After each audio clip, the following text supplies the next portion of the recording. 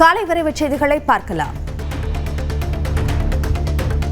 தஞ்சாவூர் மாவட்டத்தில் குறுவை சாகுபடி தீவிரமாக நடைபெற்று வரும் நிலையில் சென்னை மற்றும் கொச்சியில் 2500 டன் உரங்கள் தஞ்சாவூர் வந்தடைந்தது.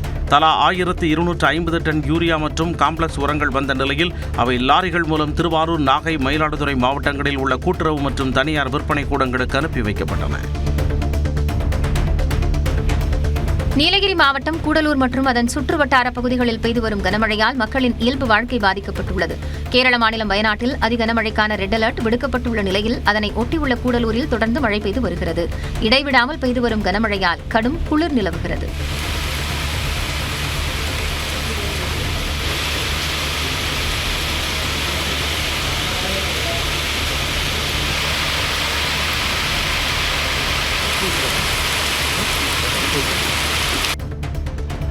தென்காசி மாவட்டம் ஐந்தாங்கட்டளையில் உள்ள அரசு நெல் சேமிப்பு கிடங்கில் ஏற்பட்ட தீயில் 8 லட்சம் ரூபாய் மதிப்பிலான 800க்கும் மேற்பட்ட நெல் மூட்டைகள் எரிந்து சேதமடைந்தன. சுமார் 6 லட்சம் நெல் மூட்டைகள் இருப்பு வைக்கப்பட்டிருந்த திறந்தவெளி கிடங்கில் செவ்வாய்க்கிழமை ஏற்பட்ட தீயை அணைக்க தீயணைப்பு வீரர்கள் தொடர்ந்து 2வது நாளாக போராடி வருகின்றனர். சேதமடையாத நெல் மூட்டைகளை இடமாற்றம் செய்யப்படக்கூடிய நிலையில் புகை தொடர்ந்து வெளியேறுவதால் மீண்டும் தீ பரவக்கூடிய அபாயம் இருப்பதாக கூறப்படுகிறது. திருவள்ளூர் மாவட்டம் பெரியபாளையம் அருகே இறால் ஆலையில் இருந்த அமோனியா வாயு முழுமையாக அகற்றப்பட்டதாக அதிகாரிகள் தெரிவித்தனர். கன்னிகைப்பேர் கிராமத்தில் உள்ள இந்த ஆலையில் கடந்த 21ஆம் தேதி அமோனியா கசிவு ஏற்பட்டு 18 வடமாநில பெண் தொழிலாளர்கள் உயிரிழந்தனர். 83 பேர் பாதிக்கப்பட்டு சிகிச்சை பெற்று வருகின்றனர். இந்த நிலையில் தொழிற்சாலையில் அனுமதிக்கப்பட்ட அளவை விட கண்டெய்னர்களில் வைக்கப்பட்ட அமோனியாவை அகற்றும் பணியை தேசிய பேரிடர் மீட்புக் குழுவினர் கடந்த வெள்ளியன்று தொடங்கினர். கடந்த 5 நாட்களாக நடைபெற்று வந்த அமோனியா வாயு அகற்றும் பணிகள் நிறைவடைந்தன. பெரம்பலூர் மாவட்டத்தில் நடைபெற்று வரும் நீர்வள திட்டங்கள் மற்றும் பாசன பணிகள் குறித்து ஊரக வளர்ச்சி மற்றும் நீர்வளத்துறை அமைச்சர் ஆனந்த் அதிகாரிகளுடன் ஆய்வுக் கூட்டம் நடத்தினார். மருதையாறு வடிநில கோட்டம், கொட்டரை நீர்த்தேக்க திட்டம், ஏரிகள் மற்றும் அணைக்கட்டுகள் புனரமைப்பு உள்ளிட்ட பல்வேறு பணிகளில் முன்னேற்றம் குறித்து அதிகாரிகளிடம் அமைச்சர் விரிவாக கேட்டறிந்தார். நிலுவையில் உள்ள பணிகளை விரைந்து முடித்து திட்ட பயன்கள் தாமதமின்றி பொதுமக்களை சென்றடைவதை உறுதி செய்ய வேண்டும் என அதிகாரிகளுக்கு அமைச்சர் ஆனந்த் அறிவுறுத்தினார். செங்கல்பட்டு மாவட்டம் திருப்பூரூர் அருகே முள்ளிப்பாக்கம் பகுதியில் குறைந்த மின்னழுத்தம் காரணமாக மின் மோட்டார்கள் இயங்காததால் குடிநீர் விநியோகம் மற்றும் விவசாய பாசனம் பாதிக்கப்பட்டுள்ளது. இதனால் தாளடி பயிர்கள் கருகும் நிலை ஏற்பட்டுள்ளதாக விவசாயிகள் வேதனை தெரிவித்துள்ளனர். பழுதுகளை சரி செய்யும் பணி தீவிரமாக நடைபெற்று வருவதாகவும் விரைவில் தடையற்ற மின்சாரம் வழங்கப்படும் என்று மின்வாரிய அதிகாரிகள் தெரிவித்துள்ளனர். கிருஷ்ணகிரி பெங்களூர் தேசிய நெடுஞ்சாலையில் விபத்து உயிரிழப்புகளை குறைக்கும் நோக்கில் ஓசூர் சென்ட் பீட்டர்ஸ் மருத்துவக் கல்லூரி சார்பில் இலவச ஆம்புலன்ஸ் சேவை தொடங்கப்பட்டுள்ளது. நெடுஞ்சாலையின் 30 கிலோமீட்டர் சுற்றளவில் அவசர மருத்துவ உதவி வழங்கும் இந்த சேவைக்கு 04344 261 444 என்ற எண்ணில் தொடர்பு கொள்ளலாம் என தெரிவிக்கப்பட்டுள்ளது. கொடைக்கானல் சிட்டி வியூ சுற்றுலா தலத்தில் சுற்றுலா பயணிகள் வீசிய பிளாஸ்டிக் மற்றும் மது பாட்டில்கள் உள்ளிட்ட சுமார் 1 டன் குப்பைகளை வனத்துறையின் உதவியுடன் தனியார் அமைப்புகள் அகற்றினர். வனவிலங்குகளை பாதுகாக்கும் விழிப்புணர்வை ஏற்படுத்தும் வகையில் சேகரிக்கப்பட்ட 1000 காலி மது பாட்டில்களை கொண்டு கன்றுடன் கூடிய காட்டெருமை உருவம் வடிவமைக்கப்பட்டது.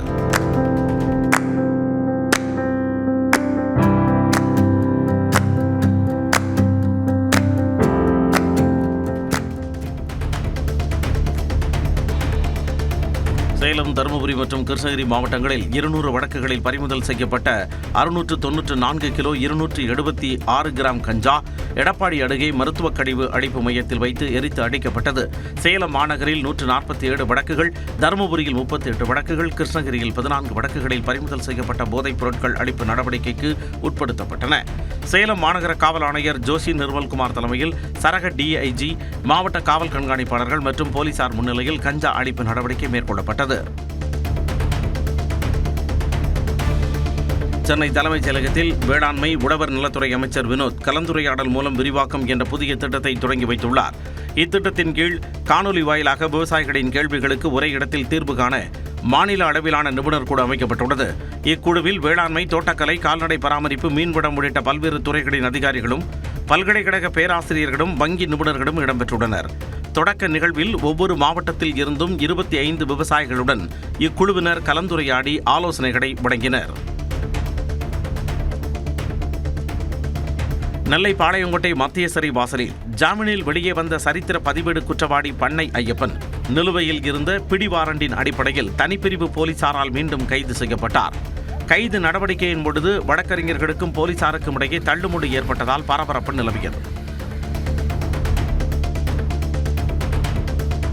தஞ்சாவூர் மாவட்டம் சுவாமிமலையில் செய்தியாளர்களிடம் பேசிய இந்திய கம்யூனிஸ்ட் கட்சியின் மாநில செயலாளர் வீரபாண்டியன், மேகதாதுவில் அணை கட்டினாலும் காவிரியின் இயற்கை ஓட்டத்தை யாராலும் மாற்ற முடியாது என்று தெரிவித்தார். அணை கட்டினாலும் எவ்வளவு வலுவான அணையை கட்டினாலும் அந்த அணையை உடைத்துக் கொண்டு காவிரி அணை தமிழ் மண்ணுக்கு தான் வருவோம்.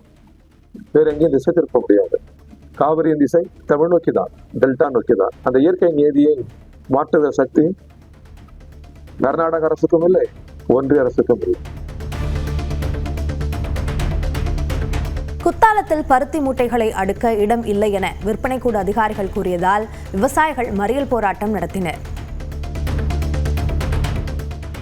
மயிலாடுதுறை மாவட்டம் குத்தாலத்தில் ஒழுங்குமுறை விற்பனை கூடத்திற்கு ஏலத்திற்காக எடுத்து வரப்பட்ட பருத்தி மூட்டைகளை அடுக்க இடமில்லை என்று அதிகாரிகள் கூறியதால் விவசாயிகள் மறியலில் ஈடுபட்டனர். இதனால் மயிலாடுதுறை கும்பகோணம் சாலையில் போக்குவரத்து பாதிக்கப்பட்ட நிலையில் விவசாயிகளுடன் காவல்துறையினர் பேச்சுவார்த்தை நடத்தி போராட்டத்தை கைவிடச் செய்தனர். திடீர்னு கொண்டு வந்து இங்கே வச்சாங்கன்னா வண்டி வாடகை யாரு கொடுக்கறது? பருத்தியை வந்து இறக்குறதுக்கு இறக்கு கூலிக்கு ஆள் கொண்டு வந்திருக்கோம். அவங்களுக்கு யார் பண்ணுறது? இப்போ மழை வரப்பில் மேகமூட்டமாக இருந்துகிட்டு இருக்கு. இதனால் வந்து நாங்கள் பருத்தி என்ன பண்ணுறதுன்னு தெரியாமல் தவிச்சுக்கிட்டு இருக்கோம். தயவுசெய்து எங்களுக்கு மாற்று வழி ஏற்படுத்துமாறு கேட்டுக்கொள்கிறோம். ஆந்திராவில் இருந்து கனிம வளங்களை கடத்தி தமிழ்நாட்டிற்கு வந்த லாரிகளுக்கு அபராதம் விதிக்கப்பட்டுள்ளது. திருவள்ளூர் மாவட்டம் ஊத்துக்கோட்டை அருகே அரசு தலைமை செயலக பொறியாளர் சரவணன் தலைமையிலான தனிப்படையினர் தீவிர வாகன சோதனையில் ஈடுபட்டனர். அப்பொழுது ஆந்திராவில் இருந்து உரிய ஆவணங்கள் மற்றும் வரி செலுத்தப்படாமல் கனிம வளங்களை ஏற்றி வந்த லாரிகளை அதிகாரிகள் விரட்டிச் சென்று மடக்கி பிடித்து அபராதம் விதித்தனர்.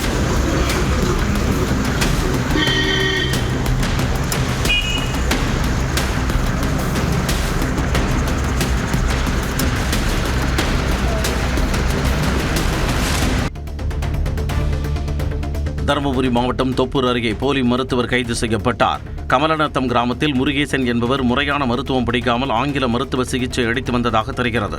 சுகாதாரத்துறை அதிகாரிகள் நடத்திய ஆய்வில் அவர் போலி மருத்துவர் என தெரியவந்த நிலையில் கைது செய்யப்பட்டார்.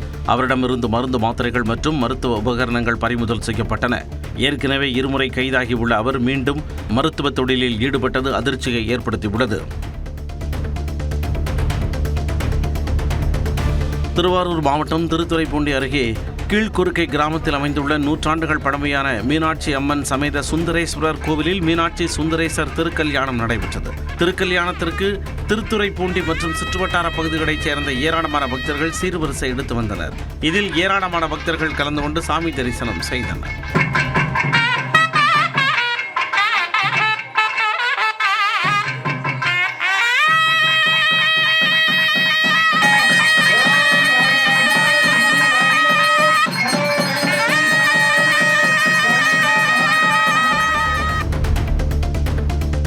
சிவகங்கையில் நீர்பிடிப்பு பகுதிகளில் கருவேல மரங்கள் அகற்றியது குறித்து உயர்நீதிமன்ற உத்தரவின் பேரில் ஓய்வு பெற்ற நீதிபதி செல்வம் ஆய்வு மேற்கொண்டார். காஞ்சிரங்காலில் இளந்தங்குடி கண்மாய் பகுதியில் கருவேல மரங்கள் அகற்றிய பரப்பளவு மற்றும் அகற்றாமல் உள்ள பரப்பளவு ஆகியவை குறித்து கேட்டறிந்த அவர் அகற்றாத பகுதிகளையும் நேரில் பார்வையிட்டார்.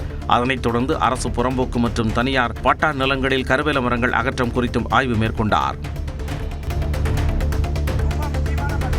கோவை பேருந்து நிலையத்தில் கிடந்த கைப்பையை எடுத்த ஆட்டோ ஓட்டுநர் இன்ஸ்டாகிராமில் வீடியோ பதிவிட்டு அதை உரியவரிடம் ஒப்படைத்த சம்பவம் நிகழ்ச்சியை ஏற்படுத்தியுள்ளது. கேஎன்ஜி புதூரைச் சேர்ந்த கமலா என்ற மூதாட்டி கோவை காந்திபுரம் பேருந்து நிலையத்தில் தனது கைப்பையை தொலைத்துள்ளார். இந்நிலையில் அதனை கண்டெடுத்த ஆட்டோ ஓட்டுநர் மணிகண்டன் அது குறித்த விவரங்களை இன்ஸ்டாகிராமில் ஒரு வீடியோவாக பதிவிட்டார். இதனை பார்த்த மூதாட்டியின் பேத்தி ஆட்டோ ஓட்டுநரை தொடர்பு கொண்டு கைப்பையை பெற்றுக் கொண்டார். விழுப்புரம் மாவட்டம் திருவெண்ணைநல்லூர் அருகே உள்ள சின்ன செவலை ஊராட்சி ஒன்றிய நடுநிலைப் பள்ளியில் மாணவிகள் பள்ளி வளாகத்தை சுத்தம் செய்யும் வீடியோ வெளியாகி பரபரப்பை ஏற்படுத்தியுள்ளது. 100க்கும் மேற்பட்ட மாணவர்கள் பயிலும் பள்ளியை சுத்தம் செய்ய தனியாக ஊழியர் நியமிக்கப்பட்டுள்ளார். இந்நிலையில் 10க்கும் மேற்பட்ட மாணவிகள் இணைந்து பள்ளி வளாகத்தை தூய்மை செய்துள்ளனர். இந்த விவகாரம் குறித்து கல்வித்துறை அதிகாரிகள் உரிய விசாரணை நடத்த பெற்றோர் கோரிக்கை விடுத்துள்ளனர். கோவை மாவட்டம் வால்பாறை அருகே ரொட்டிக்கடை மற்றும் சின்கோனா பகுதிகளில் உள்ள 2 அரசு துவக்கப் பள்ளிகள் இந்த கல்வியாண்டில் மாணவர் சேர்க்கை 0 என்ற நிலைக்கு சென்றதால் தற்காலிகமாக மூடப்பட்டுள்ளது. வனவிலங்குகள் தொந்தரவு மற்றும் மக்கள் இடம்பெயரும் சூழலால் எஞ்சியவர்களும் தங்களது குழந்தைகளை தனியார் பள்ளிகளில் சேர்க்க ஆர்வம் காட்டுவதாக கூறப்படுகிறது. இந்த பகுதியில் இருக்க தேயிலத்தோட்ட தொழிலாளர்களுக்கு உழைப்புக்கேற்ற ஊதியம் கிடையாது, விலைவாசி அதிகம், அதுவும் இல்லாமல் வனவிலங்கு தொல்லை அதிகமாக உள்ளது, அடிப்படை வசதிகள் கிடையாது, மாற்று தொழில் இல்லை. இதெல்லாம் அந்த அரசு செஞ்சு கொடுத்தா நல்லாயிருக்கும். திருச்சி அரியமங்கலத்தில் பழைய பிளாஸ்டிக் குடோனில் ஏற்பட்ட தீ விபத்தில் 5 லட்சம் ரூபாய் மதிப்பிலான பொருட்கள் தீக்கிரையாகின. கணபதி நகரில் சிவக்குமார் என்பவருக்கு சொந்தமான குடோனில் தரம் பிரித்து வைப்பதற்காக வைக்கப்பட்டிருந்த பழைய பிளாஸ்டிக் பொருட்களில் திடீரென தீப்பற்றி கொழுந்துவிட்டு எரிந்தது. தகவல் அறிந்து வந்த தீயணைப்புத் துறையினர் 1 மணி நேரத்திற்கு மேலாக போராடி தீயை கட்டுக்குள் கொண்டு வந்தனர்.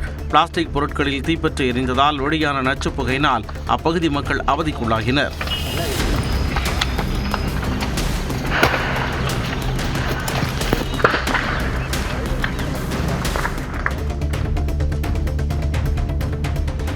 நாமக்கல் மாவட்டம் பரமத்தி வேலூர் அருகே சோலார் மின் திட்டத்திற்காக குறுகலான சாலை ஓரங்களில் மின் கம்பங்கள் அமைக்கும் பணிக்கு பொதுமக்கள் கடும் எதிர்ப்பு தெரிவித்துள்ளனர். மின் கம்பங்கள் அமைக்கப்பட்டால் போக்குவரத்திற்கு இடையூறு ஏற்பட்டு பள்ளி மாணவர்கள் மற்றும் பொதுமக்களுக்கு விபத்து அபாயம் அதிகரிக்கும் என அச்சம் தெரிவித்த மக்கள் பணியை உடனடியாக நிறுத்த வேண்டும் என்று வலியுறுத்தினர். மாவட்ட நிர்வாகம் தலையிட்டு நடவடிக்கை எடுக்க வேண்டும் என பொதுமக்கள் கோரிக்கை விடுத்துள்ளனர். கேரளத்தில் ஏலத்தோட்டத்தில் மரம் விழுந்ததில் தேனி மாவட்ட பெண் தொழிலாளி உயிரிழந்தார். குமுடி அருகே சக்குப்பழம் பகுதியில் உள்ள தனியார் ஏலத்தோட்டத்தில் தேனி மாவட்டம் கூடலூரைச் சேர்ந்த பெருமாயி என்ற பெண் வேலை செய்து கொண்டிருந்தார். அப்போது பலத்த காற்றால் காய்ந்த மரம் முறிந்து அவர் மீது விழுந்ததில் படுகாயமடைந்தார். ஆரம்ப சுகாதார நிலையத்திற்கு கொண்டு செல்லப்பட்ட நிலையில் அவர் சிகிச்சை பலனின்றி உயிரிழந்தார். சென்னையை அடுத்த தாம்பரம் அருகே பெருங்கடத்தூரில் மளிகை கடை நடத்தும் பெண்ணிடம் நகை பறித்த இளைஞர் பிடிபட்டார். பைக்கில் வந்த கொள்ளையர்கள் கடையில் அமர்ந்திருந்த பெண்ணிடம் 7 சவரன் தங்கச் சங்கிலியை பறித்து தப்பிக்க முயன்றார். அப்பொழுது அப்பெண் இருவரில் ஒருவரை துரத்தி பிடித்து காவல்துறைக்கு தகவல் தெரிவித்துள்ளார். இதையடுத்து விரைந்த காவலர்கள் மகேந்திரன் என்பவரை கைது செய்த நிலையில் அவர் சென்னை மற்றும் புறநகர் பகுதிகளில் தொடர் செயின் பறிப்புக்கு திட்டமிட்டதாக விசாரணையில் தெரிய வந்தது.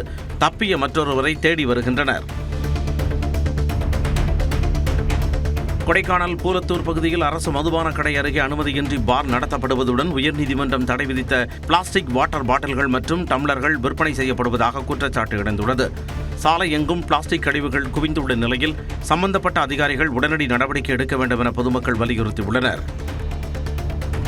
மதுரை மாவட்டம் உசிலம்பட்டியில் கவுன்சிலர்களை கழிவுநீர் கால்வாய்களை தூர்வாரினர். மதுரை மாவட்டம் உசிலம்பட்டி நகராட்சியில் சாக்கடை கால்வாய்கள் முறையாக தூர்வாரப்படவில்லை என குற்றம் சாட்டி நகர்மன்ற உறுப்பினர்களே கால்வாய்களை தூர்வாரும் பணியில் ஈடுபட்டனர். தகவல் அறிந்து வந்த நகராட்சி நிர்வாகத்தினர் சாக்கடை நீரை வெளியேற்றிய பிறகு தூர்வாரும் பணியை மேற்கொண்டனர். தேங்கியிருந்த கழிவுநீரை அகற்றும் பணி ஏற்கனவே நடைபெற்று வந்ததாக நகராட்சி தரப்பில் விளக்கம் அளிக்கப்பட்டுள்ளது. நெல்லையில் கவின் ஆணவ கொலை செய்யப்பட்ட வழக்கில் முக்கிய குற்றவாளி சுர்ஜித் உள்ளிட்ட 3 பேரின் நீதிமன்ற காவலை ஜூலை 21ஆம் தேதி வரை நீட்டித்து நெல்லை வன்கொடுமை தடுப்பு சிறப்பு நீதிமன்றம் உத்தரவிட்டுள்ளது. விசாரணைக்காக சிறையில் உள்ள 3 பேரும் காணொலி மூலம் ஆஜர்படுத்தப்பட்டனர். அப்போது உயர்நீதிமன்ற மதுரை கிளை வழங்கிய இடைக்கால தடை உத்தரவு நகலை எதிர்த்தரப்பினர் நீதிமன்றத்தில் தாக்கல் செய்தனர். இதனை முறைப்படி பதிவு செய்து கொண்ட நீதிபதி வழக்கு விசாரணையை ஜூலை 21ஆம் தேதிக்கு ஒத்திவைத்தார். சென்னை கோயம்பேடு சந்தையை நிர்வகித்து வரக்கூடிய MMC நிர்வாகம் அபராதம் என்கிற பெயரில் வசூல் வேட்டை நடத்தி வருவதாக வியாபாரிகள் புகார் தெரிவித்துள்ளனர். கோயம்பேடு காய்கறி சந்தைக்கு நாள் ஒன்றுக்கு பல்லாயிரக்கணக்கான டன் காய்கறிகள் லாரிகள் மூலமாக விற்பனைக்கு கொண்டு வரப்படுகின்றன. இங்கு தேக்கமடையக்கூடிய காய்கறிகள் மற்றும் பழக்கழிவுகளை அகற்ற MMC நிர்வாகத்திற்கு ஒப்பந்தம் விடப்பட்டுள்ளது. ஆனால் ஒப்பந்ததாரர்கள் தேங்கி கிடக்கக்கூடிய குப்பைகளை முறையாக அகற்றாமல் குப்பைகளை ஏன் போடுகிறீர்கள் என்று கூறி அபராதம் வசூலிப்பதாக வியாபாரிகள் குற்றம் சாட்டியுள்ளனர். மதுரை மாவட்டம் கப்பலூர் சுங்கச்சாவடியில் உள்ளூர் கனரக வாகனங்களுக்கு கட்டணம் வசூலிக்க முயன்றதால் வாகன ஓட்டிகள் மற்றும் சுங்கச்சாவடி ஊழியர்களுக்கு இடையே வாக்குவாதம் ஏற்பட்டது. மாவட்ட ஆட்சியர் தலைமையில் நடைபெற்ற பேச்சுவார்த்தையை தொடர்ந்து சுங்கச்சாவடியிலிருந்து 7 கிலோமீட்டர் சுற்றளவில் உள்ள பகுதிகளைச் சேர்ந்த உள்ளூர் வாகனங்களுக்கு கட்டண விலக்கு வழங்கப்பட்டிருப்பதாக வாகன ஓட்டிகள் தெரிவித்தனர். இந்நிலையில் உள்ளூர் கனரக வாகனங்களுக்கு கட்டணம் செலுத்த வேண்டும் என்று சுங்கச்சாவடி நிர்வாகம் தெரிவித்ததால் வாக்குவாதம் ஏற்பட்டது. தகவல் அறிந்து வந்த காவல்துறையினர் பேச்சுவார்த்தை நடத்தி சமாதானப்படுத்தினர். திருச்சி மாவட்டம் சூரியூர் துவாக்குடி சாலையில் சென்று கொண்டிருந்த கார் திடீர் என்று தீப்பிடித்து எரிந்தது. புகை வெளியேறிய போதே காரில் இருந்த மூவரும் உடனடியாக வெளியேறியதால் உயிர் சேதம் தவிர்க்கப்பட்டது. தகவல் அறிந்து வந்த தீயணைப்புத் துறையினர் தீயை அணைத்தனர். கார் முழுவதுமாக எரிந்து சேதமடைந்த நிலையில் காவல்துறையினர் விசாரணை மேற்கொண்டு வருகின்றனர்.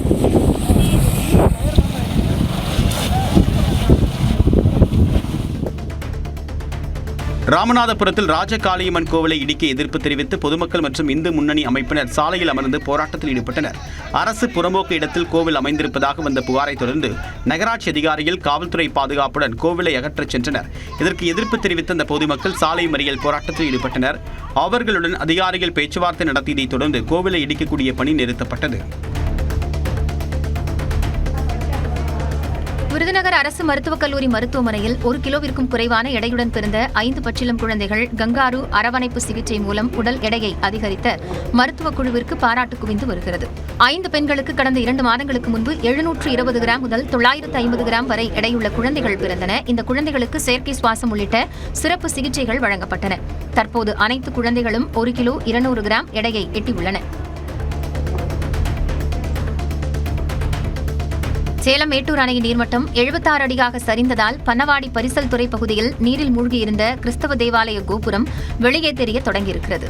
120 அடி உயரம் கொண்ட மேட்டூர் அணைக்கான நீர்வரத்து வினாடிக்கு 200 கன அடிக்கும் குறைவாக உள்ள நிலையில் குடிநீருக்காக 1000 கன அடி நீர் வெளியேற்றப்படுகிறது. இதனால் அணை நீர்மட்டம் சரிந்து வரும் நிலையில் கிறிஸ்தவ தேவாலய கோபுரம் வெளியே தெரிய தொடங்கியுள்ளது. நீர்மட்டம் 70 அடிக்கு கீழ் சரிந்தால் ஜலகண்டேஸ்வரர் கோயிலும் வெளியே தெரியும். கடலூரில் சாலை ஓர கடைகள் அகற்றப்பட்டதை கண்டித்து சிறு வியாபாரிகள் மாநகராட்சி அலுவலகத்தை முற்றுகையிட்டு தர்ணா போராட்டத்தில் ஈடுபட்டனர். காவலர்கள் பேச்சுவார்த்தை நடத்தியும் உடன்பாடு எட்டப்படாததால் போராட்டத்தில் ஈடுபட்டவர்களை வலுக்கட்டாயமாக அப்புறப்படுத்தி கைது செய்ததால் பரபரப்பு ஏற்பட்டது.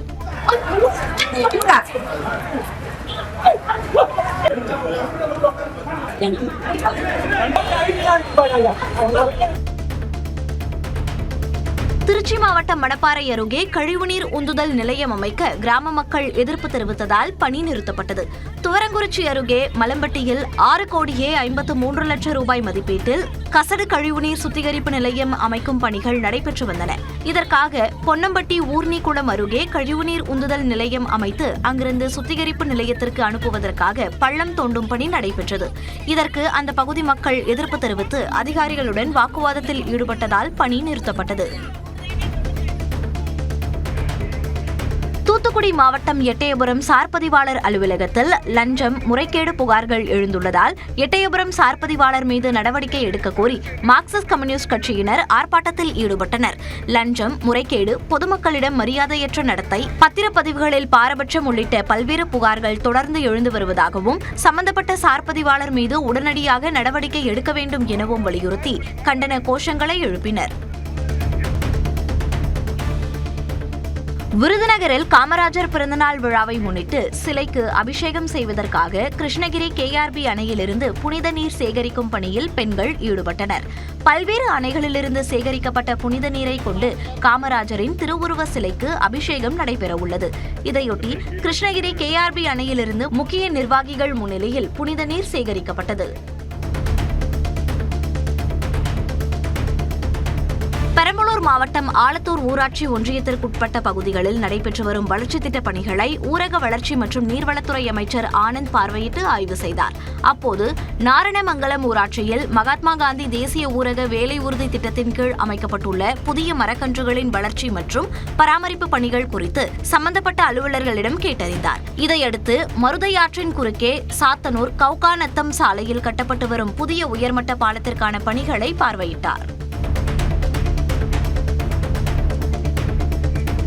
சென்னை பெருநகர காவல்துறை மற்றும் தனியார் பொறியியல் கல்லூரி இணைந்து நடத்திய போதைப்பொருள் விழிப்புணர்வு நிகழ்ச்சி ராமாபுரத்தில் உள்ள கல்லூரி வளாகத்தில் நடைபெற்றது.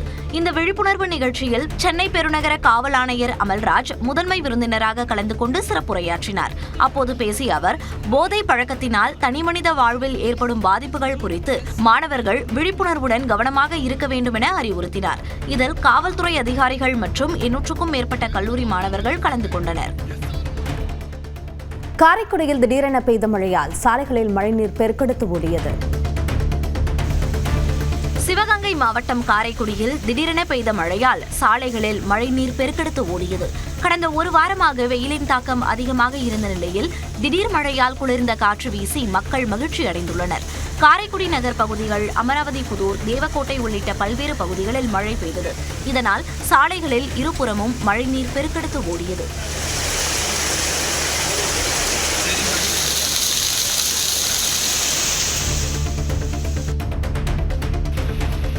விருதுநகர் மாவட்டம் சிவகாசியில் குப்பை ஏற்றி சென்ற லாரி மரத்தில் மோதியதால் மரக்கிளைகள் நடுரோட்டில் முறிந்து விழுந்து நீண்ட நேரம் போக்குவரத்து பாதிக்கப்பட்டது. சிவகாசியிலிருந்து விருதுநகர் நோக்கி குப்பை ஏற்றி சென்ற லாரி பழனியாண்டவர்புரம் பகுதியில் சென்றபோது சாலையோரம் இருந்த மரத்தின் மரக்கிளையில் மோதியது. இதில் அந்த மரத்தின் கிளைகள் முறிந்து சாலையின் நடுவே விழுந்தன. அப்போது அவ்வழியாக சென்ற இருசக்கர வாகன ஓட்டிகள் நல்வாய்ப்பாக உயிர் தப்பினர்.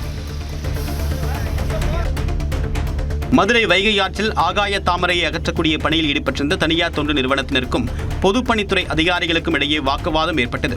இந்த ஆண்டுக்கான அனுமதி கடிதம் பெறாமல் பணியை தொடர அனுமதிக்க முடியாது என்று அதிகாரிகள் தெரிவித்த நிலையில் தொண்டு நிறுவனத்தினர் மற்றும் அவர்களுடன் வந்த பவுன்சர்கள் அதிகாரிகளிடம் வாக்குவாதத்தில் ஈடுபட்டதாக கூறப்படுகிறது. நீண்ட நேர பேச்சுவார்த்தைக்கு பிறகு ஜேசிபி இயந்திரம் அங்கிருந்து அகற்றப்பட்ட நிலையில் முறையான அனுமதி பெற்றால் பணிகளை மேற்கொள்ளலாம் என்று பொதுப்பணித்துறை அதிகாரிகள் தெரிவித்துள்ளனர். நாமக்கல் மாவட்டம் திருச்செங்கோடு அருகே 2 டன் ரேஷன் அரிசி கடத்தல் முயற்சியை போலீசார் தடுத்து நிறுத்தினர். குமாரமங்கலம் அரசு பள்ளிக்கு பின்புறத்தில் காவலரை கண்டதும் கடத்தல் கும்பல் தப்பி ஓடிய நிலையில் ரேஷன் அரிசி மூட்டைகள், மினி ஆட்டோ, இருசக்கர வாகனம் மற்றும் எடை இயந்திரங்கள் பறிமுதல் செய்யப்பட்டன. கைது செய்யப்பட்ட முருகேசன் கோழி பண்ணைகளுக்கு ரேஷன் அரிசி கடத்தியது விசாரணையில் தெரியவந்த நிலையில் தப்பி ஓடியவர்களை போலீசார் தீவிரமாக தேடி வருகின்றனர். திருப்பூர் ஒச்சாம்பாளையம் பகுதியில் பல ஆண்டுகளாக பயன்படுத்தி வந்த பாதை தொடர்பான பிரச்சனையில் விவசாயிகள் மீது வன்கொடுமை தடுப்பு சட்டத்தின் கீழ் வழக்கு பதிவு செய்யப்பட்டதை கண்டித்து விவசாயிகள் ஆர்ப்பாட்டத்தில் ஈடுபட்டனர். நீதிமன்றத்தில் வழக்கு நடைபெற்று வரக்கூடிய நிலையில் ஒரு தரப்புக்கு ஆதரவாக உள்நோக்கத்துடன் வழக்கு பதிவு செய்யப்பட்டிருப்பதாக போராட்டக்காரர்கள் குற்றம் சாட்டினர். இந்த ஆர்ப்பாட்டத்தில் விவசாயிகளுடன் பொதுமக்களும் கலந்து கொண்டு ஆதரவு தெரிவித்தனர். செங்கல்பட்டு அரசு மருத்துவக் கல்லூரி மருத்துவமனையில் புறநோயாளிகளுக்கு ஆதார், கைபேசி எண் மற்றும் கைரேகை பதிவு அடிப்படையிலான சிகிச்சை பதிவு முறை அறிமுகப்படுத்தப்பட்டுள்ளது. இந்த முறையின் மூலமாக தமிழ்நாட்டின் எந்த அரசு மருத்துவமனைகளிலும் நோயாளிகள் சிகிச்சை பெறுவதுடன் சிகிச்சை விவரங்களை குறுஞ்செய்தி மற்றும் வாட்ஸ்அப் மூலமாக பெறக்கூடிய வசதி ஏற்படுத்தப்பட்டுள்ளது. புதிய நடைமுறை குறித்து பொதுமக்களுக்கு விழிப்புணர்வை ஏற்படுத்தி கூடுதல் பதிவு கவுண்டர்களை திறக்க வேண்டும் என்று புறநோயாளிகள் கோரிக்கை விடுத்துள்ளனர். பழனி முருகன் கோயிலில் பஞ்சாமிர்தம் விற்பனை இதுவரை இல்லாத அளவுக்கு ஓராண்டில் 60 கோடி ரூபாயை தாண்டி சாதனை படைத்துள்ளது. கடந்த ஆண்டு ஜூலை முதல் இந்த ஆண்டு ஜூன் வரையிலான காலகட்டத்தில் மட்டும் 63 கோடியே 16 லட்சம் ரூபாய்க்கு பஞ்சாமிர்தம் விற்பனையாகியுள்ளது. இதன் மூலம் கோயில் வரலாற்றிலேயே முதன்முறையாக ஆண்டு விற்பனை 60 கோடி ரூபாயை தாண்டியுள்ளது.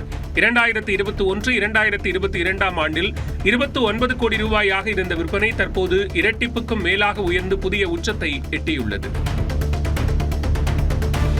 புதுக்கோட்டை மாவட்டத்திற்கு முதன்மை நீதிபதியை உடனடியாக நியமிக்க வலியுறுத்தி மாவட்ட வழக்கறிஞர்கள் 2வது நாளாக நீதிமன்ற புறக்கணிப்பு போராட்டத்தில் ஈடுபட்டனர். 15 நாட்களுக்கு மேலாக முதன்மை நீதிபதி நியமிக்கப்படாததால் நீதிமன்ற பணிகள் பாதிக்கப்படுவதாக வழக்கறிஞர்கள் தெரிவித்தனர். ஜூலை 10ஆம் தேதி வரை புறக்கணிப்பு தொடரும் என்றும் அதற்கு பிறகும் நீதிபதி நியமிக்கப்படாவிட்டால் அடுத்த கட்ட போராட்டம் நடத்தப்படும் என்றும் வழக்கறிஞர்கள் தெரிவித்துள்ளனர். மதுரையில் அனுமதியின்றி உணவகம் இயங்கியது தொடர்பாக வருவாய் உதவியாளர் பணியிடை நீக்கம் செய்யப்பட்டுள்ளார். பெரியார் பேருந்து நிலையம் அருகே உள்ள கட்டடத்தில் மாநகராட்சி அனுமதியின்றி அப்பன் கார்னர் என்ற உணவகம் செயல்பட்டுள்ளது.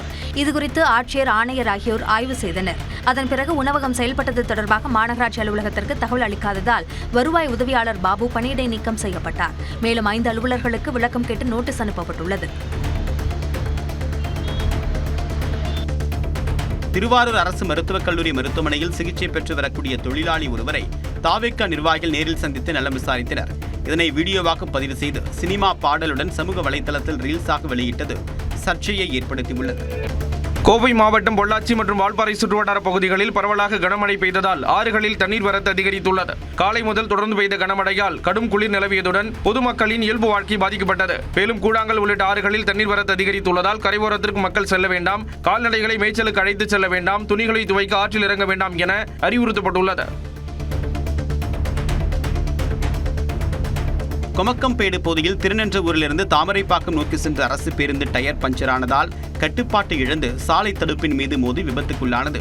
இந்த விபத்தில் ஓட்டுநர் மற்றும் சில பயணிகளுக்கு லேசான காயம் ஏற்பட்ட நிலையில் மற்ற பயணிகள் பத்திரமாக மீட்கப்பட்டனர்.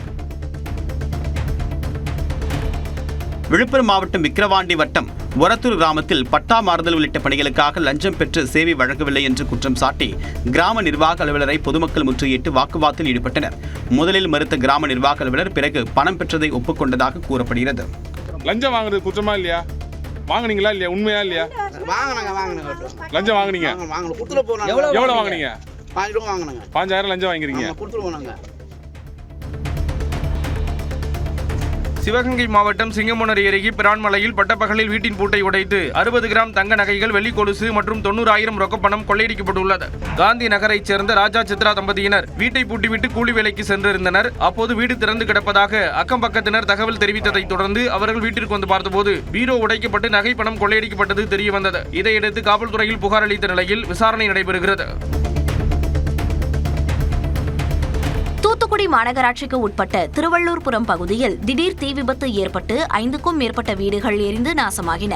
கிறிஸ்துவ கல்லறை தோட்டத்தில் குப்பைகளுக்கு சிலர் தீ வைத்ததாக கூறப்படுகிறது. இந்த தீ மளமளவென அடுத்தடுத்து இருந்த 5 பேரின் வீடுகளிலும் பரவி வீட்டில் உள்ள பொருட்கள் அனைத்தும் தீயில் எரிந்து நாசமாகின. ஒரு வீட்டில் உள்ள சிலிண்டர் வெடித்ததால் பரபரப்பு ஏற்பட்டது. இதைத் தொடர்ந்து 4 வாகனங்களில் அங்கு வந்த தூத்துக்குடி தீயணைப்பு துறையினர் தீயை அணைத்தனர்.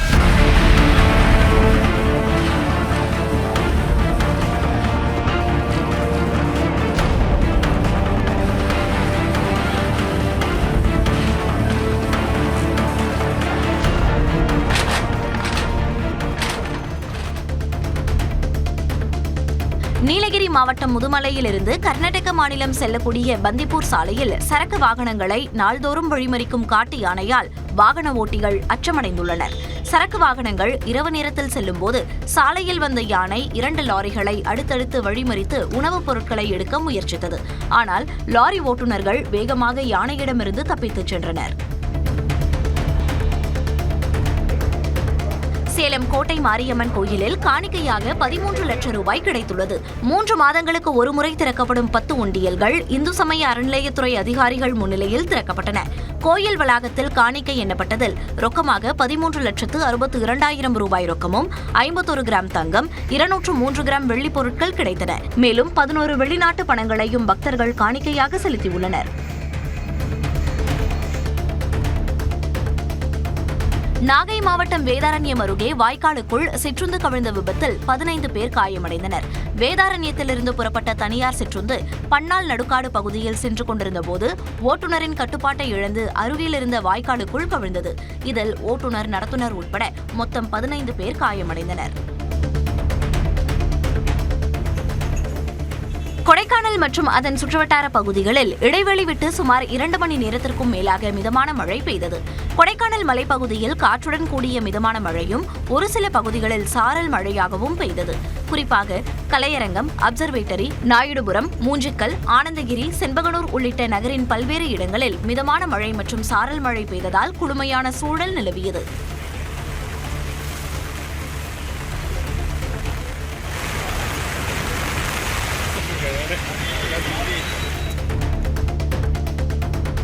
போக்சோ வழக்குகளை விரைவாக விசாரிக்க புதிதாக 6 சிறப்பு நீதிமன்றங்கள் அமைப்பதற்கு தமிழக அரசு ஒப்புதல் அளித்துள்ளது.